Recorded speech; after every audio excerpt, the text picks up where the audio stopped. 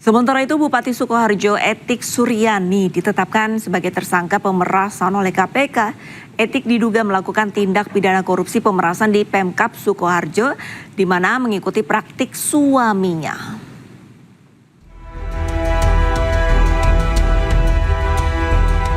Usai rangkaian operasi tangkap tangan KPK yang digelar sejak Kamis lalu, KPK menetapkan Bupati Sukoharjo Etik Suryani sebagai tersangka dalam kasus dugaan pemerasan di lingkungan pemerintah Kabupaten Sukoharjo. Selain Etik, KPK juga menetapkan tersangka lain yakni Kepala Badan Pengelolaan Keuangan dan Aset Daerah Sukoharjo Richard Trihandoko, serta Kepala Bagian Umum Sekretariat Daerah Kabupaten Sukoharjo Trimulyo. Perkara bermula dari diterbitkannya surat keputusan Bupati tentang penerimaan dan besaran pembayaran insentif pemungutan pajak daerah serta insentif pemungutan retribusi daerah pada Badan Pengelolaan Keuangan Pendapatan dan Aset Daerah Kabupaten Sukoharjo tahun 2026 yang diduga digunakan Etik untuk melakukan tindak pemerasan setoran upah pungut di lingkungan BPKAD Sukoharjo. Etik diduga mengumpulkan sekitar 40% dari insentif yang diterima sejumlah pegawai BPKAD. Permintaan tersebut ternyata melanjutkan praktik yang telah berlangsung pada masa kepemimpinan suaminya sendiri, Wardoyo Wijaya, saat menjabat sebagai bupati. Permintaan ETS ini diduga melanjutkan tradisi bupati sebelumnya. Nah, dari situ kita akan perdalam. Selama periode 2024-2026, total penerimaan ETS dari setoran rutin OPD yang dikumpulkan TRM sebesar 840 juta rupiah. Dengan rincian sebagai berikut: tahun 2024 245 juta rupiah, tahun 2025 350 juta rupiah, dan tahun 2026 245 juta rupiah. Maksudnya sampai dengan bulan ini ya. Sedangkan uang yang dikumpulkan RCH pada tahun 2022 sampai 2024 yang berasal dari setoran UPD ini mencapai 1,2 miliar rupiah.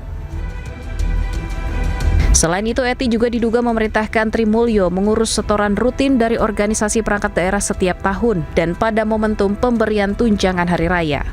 Tersangka lain Trimulyo juga diduga menyetor uang yang berasal dari bukti pengeluaran fiktif serta markup pengadaan pada bagian umum Pemkab Sukoharjo. Dari Jakarta, Tim Liputan iNews melaporkan.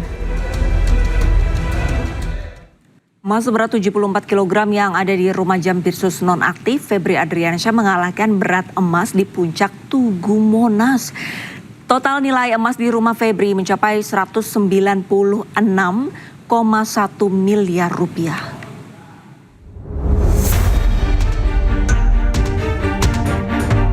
Polisi menemukan emas bernilai fantastis di rumah milik Jampitsus Kejagung Febri Adriansyah di Sentul, Bogor, Jawa Barat. Tak main-main, beratnya mencapai 74 kg. Bahkan, jumlah emas di rumah Febri lebih berat dari emas yang ada di lidah api Tugu Puncak Monas. Monas mempunyai sekitar 72 kg emas murni, yakni terdiri dari 50 kg emas untuk melapisi lidah api di puncak monumen dan 22 kg emas untuk menghiasi ornamen di ruang kemerdekaan. Berdasarkan estimasi harga emas Rp2.650.000 per gram, maka total nilai emas yang ada di rumah Febri mencapai 196,1 miliar rupiah.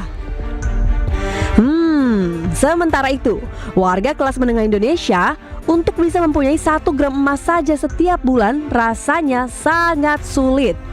Tim Liputan iNews melaporkan. Anggota DPR RI fraksi PDIP mengusulkan agar mantan Jampitsus Febri Adriansyah dijatuhi hukuman mati. Menurut PDIP, kasus yang menjerat aparat hukum adalah menjijikan dan memalukan.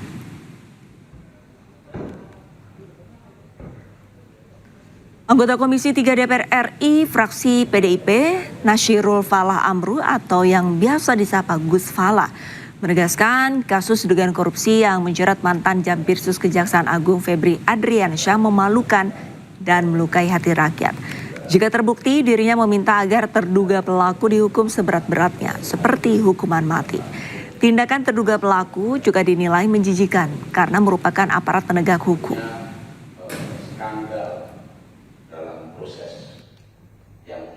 Tentunya skandal dalam proses yang terjadi dan sudah ditetapkan tersangka ini adalah sesuatu yang sungguh sangat memalukan dan sungguh sangat mengecewakan hati nurani rakyat seluruh Indonesia.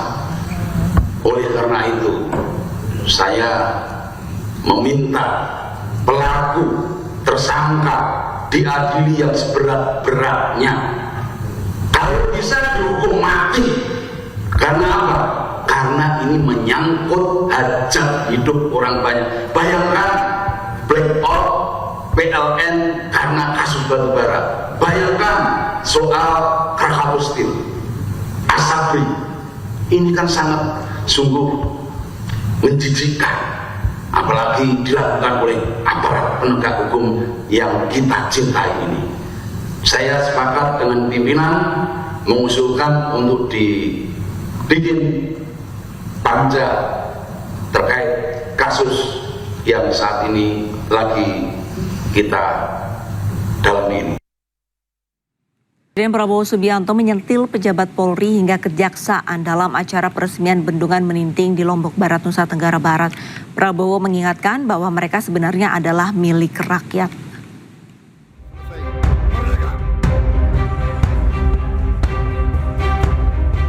Dalam peresmian bendungan Meninting di Lombok Barat, Nusa Tenggara Barat, Presiden Republik Indonesia Prabowo Subianto secara spesifik meminta polisi, militer, dan jaksa untuk introspeksi diri. Prabowo mengingatkan bahwa dari sepatu, topi hingga bintang mereka sebenarnya berasal dari uang rakyat. Pejabat-pejabat militer dan polisi introspeksi. Saudara adalah milik rakyat.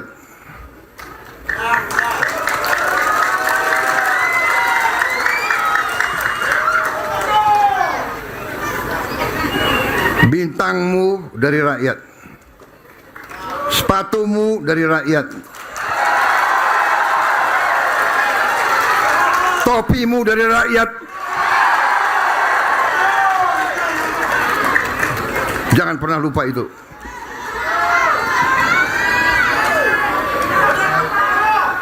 Kejaksaan demikian juga. Anda jaksa ya? Ya. Pakai bintang juga kau. Kau juga milik rakyat. Presiden juga menyampaikan dalam pidatonya bahwa Indonesia tidak akan menjadi negara maju bila pejabatnya tidak bisa memperhatikan rakyat. Indonesia tidak akan berhasil jika ada rakyatnya yang masih kelaparan. Tim Liputan, iNews melaporkan. Pasca ditetapkannya sebagai tersangka, kediaman mantan Jampitsus Febri Adriansyah terlihat sepi.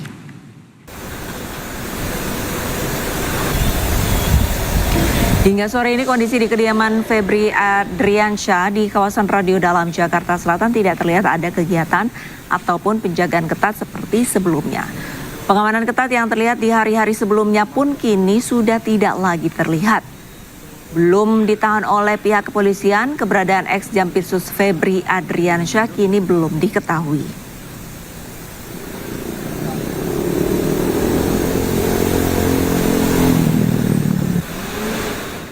Jaksa Agung telah menunjuk Rudy Margono yang saat ini menjabat sebagai Jaksa Agung Muda Pengawasan untuk melaksanakan tugas sebagai PLT Jampitsus.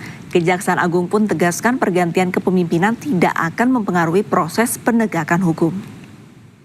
Menindaklanjuti telah diterimanya pengunduran diri Bapak Febri Adriansyah dari jabatan Jaksa Agung Muda Tindak Pidana Khusus.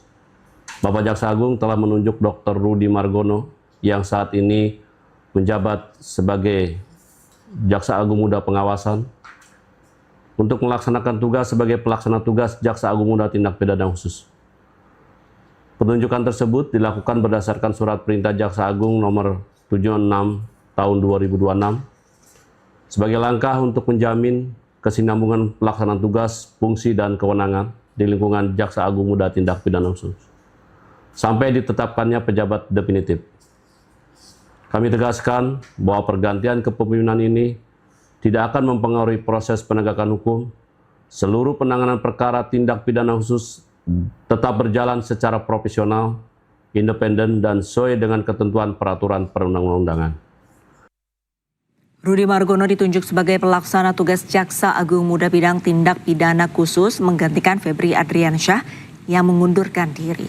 Rudy pernah menjabat Kabadiklat Kejagung dan Kejati DKI Jakarta.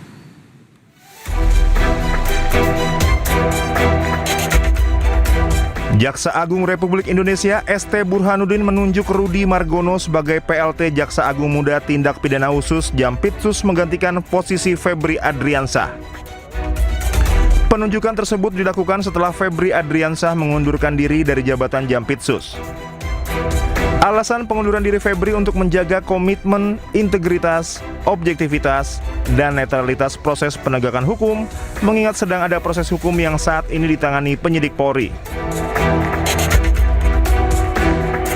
Rudi Margono merupakan jaksa senior kelahiran Magetan, Jawa Timur pada 6 Desember 1969.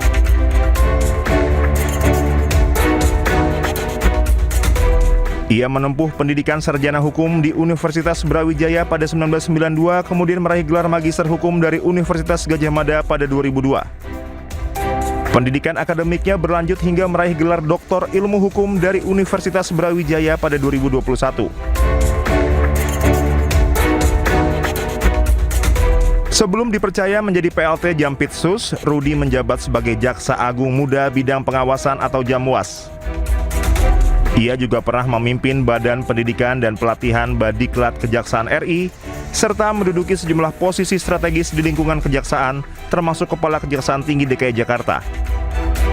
Pengalaman di bidang pembinaan dan pengawasan menjadi salah satu alasan penunjukannya mengisi kekosongan jabatan Jampitsus. Berdasarkan laporan harta kekayaan penyelenggara negara LHKPN yang disampaikan pada 29 Maret 2026 untuk pelaporan periodik tahun 2025, Rudi Margono tercatat memiliki total harta kekayaan sebesar 7,2 miliar rupiah. Tim Liputan Anyus melaporkan.